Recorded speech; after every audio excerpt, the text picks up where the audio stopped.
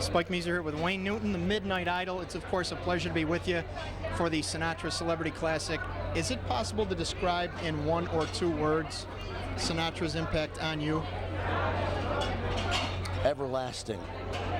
The impact has been from the time I was a little guy and the rest of my life.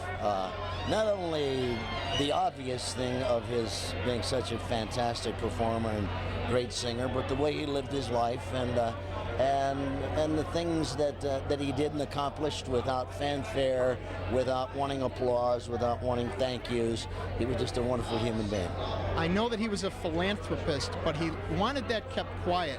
Did he do anything personally for you to help you along?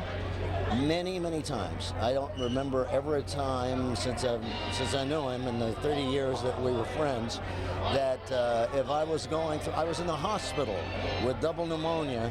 The doctors couldn't decide what it was at the time, and the first call I got was from Frank Sinatra, and the second one was from Dean Martin. That's pretty good company.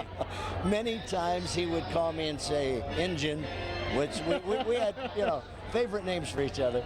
And Dean might be up in Lake Tahoe and it might be snowing, and he'd say, "Do me a favor and call," he used a different term, but he said, "Call Dean and help cheer him up because it's snowing up there and there's not a lot of people." And he just cared about people that way. And it didn't matter whether you were white, black, green, yellow, didn't matter. It's just the heart. And that says a lot more about him than anything I could say. You know, many people say, well, just about everybody says, no one is irreplaceable. But do we have to change that now that Sinatra's gone? I absolutely believe that. I think that if you say that the Mona Lisa could ever be repainted, like Frank Sinatra, there will never be another one. And I think that when they say, who are these people coming on, they're going to take his place, nobody's ever going to take his place. And there are a few in our lives, I think, that should be on that level, and he's certainly the leader of the group. He's certainly one of the biggest figures of the entire 20th century. Are there other people that you have worked with or come to know that had that special aura that would approach the magnitude of a Sinatra? Yes, a Jackie Gleason, a Lucille Ball, Howard Hughes.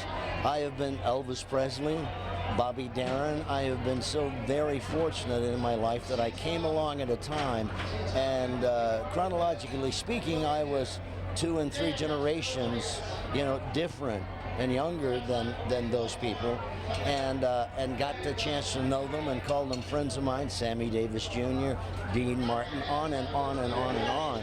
And when you think about what those people and the happiness that they brought the world, it's phenomenal.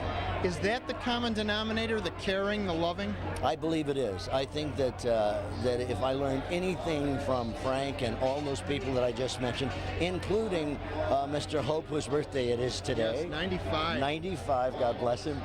The one thing I learned is that what you do is not necessarily who you are. And so many people confuse that. And I think that that's the most prolific statement that I ever heard Frank say. Wayne Newton, can't thank you enough for being with us. I appreciate it. Thank you. If I knew you better, I'd call you Injun, but I take it as a compliment. Thank you very much. Thank you. Thanks a lot, Wayne. Appreciate it it very much.